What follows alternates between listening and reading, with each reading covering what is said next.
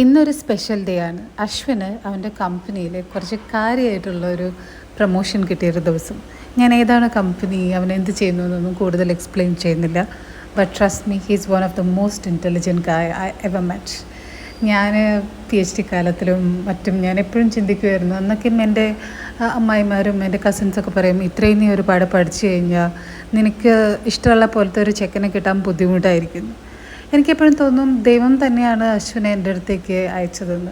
കാരണം എനിക്ക് വളരെ മനസ്സിലുണ്ടായിരുന്നു, എനിക്ക് കുറേ ഡൗട്ട്സൊക്കെ വരുമ്പോൾ അതുകൂടി ഒന്ന് ക്ലിയർ ചെയ്യാനായിട്ട് കുറച്ചുകൂടി മിടുക്കനായിട്ടുള്ള ഒരാളെ എൻ്റെ അടുത്തേക്ക് അയക്കണേ ദൈവമേ എന്ന് ഞാൻ എപ്പോഴും വിചാരിക്കാറുണ്ട്.